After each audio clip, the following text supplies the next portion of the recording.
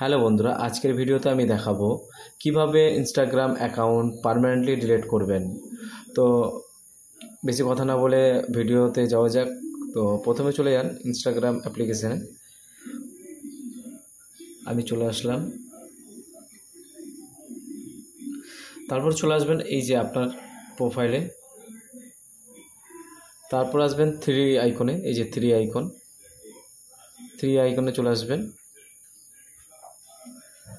তারপরে আপনার account centre, প্রথমেই যে আসছে অ্যাকাউন্ট সেন্টার, সেটার উপরে ক্লিক করবেন।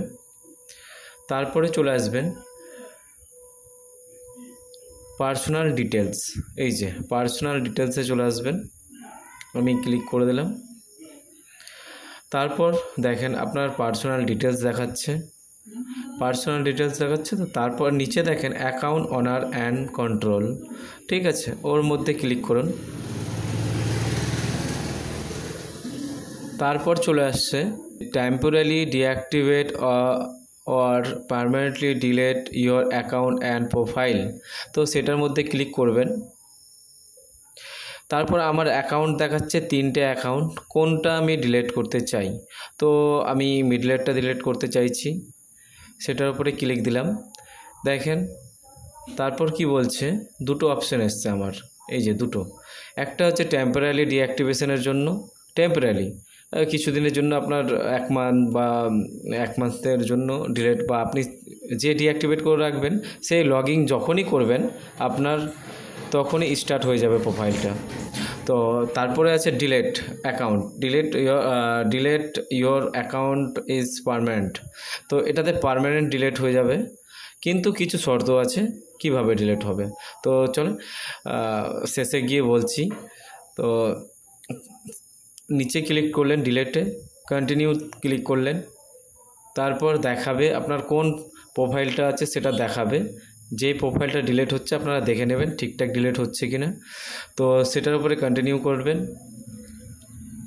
কোনো একটা রিজন চাইছে, তো আপনাদের রিজন কী আছে সেটা দিতে পারেন, বা আমি সামথিং এস দিয়ে দিলাম সামথিং। তো কন্টিনিউস করলাম। তারপর আপনার যদি কোনো ডেটা ডাউনলোড করার থাকে, আপনার ভিডিও বা কোনো কিছু ডেটা আপনি ডাউনলোড করতে পারেন। তারপর নিচে চলে আসবেন, কন্টিনিউয়াসলি করবেন, কন্টিনিউয়াস করে দিলাম। পাসওয়ার্ড চাইছে, সে পাসওয়ার্ডটা দিয়ে দিবেন, ইনস্টাগ্রামের পাসওয়ার্ড ছাড়া ডিলিট হবে না। আমি পাসওয়ার্ড দিয়ে দিচ্ছি, কন্টিনিউয়াস করলেন। আবার confirm permanent account and profile delete হয়ে যাবে এটা, ঠিক আছে। আপনারা যদি মনে করেন আপনি ডিলিট করে দিচ্ছেন পার্মানেন্টলি, এটা আপনাদের 1 মাসের টাইম থাকছে, আজকে যেমন 1 তারিখ, আপনার অক্টোবরের 1 তারিখ পর্যন্ত টাইম আছে। 1 তারিখ পর্যন্ত, অক্টোবর 1 মাসের মধ্যে যদি আপনি লগ ইন করেন, এই অ্যাকাউন্টটা ডিলিট হচ্ছে না। আপনি এক মাসের মধ্যে যদি লগ ইন করে দেন, তাহলে এটা অ্যাকাউন্ট আবার রিওপেন হয়ে যাবে।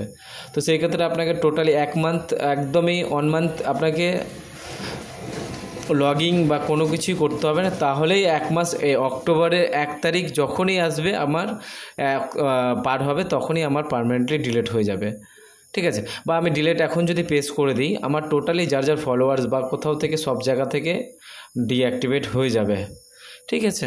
তো আমি অ্যাকাউন্টটা ডিলিট করছি না, আপনাদেরকে দেখানোর জন্য আমি এতদূর পর্যন্ত দেখালাম।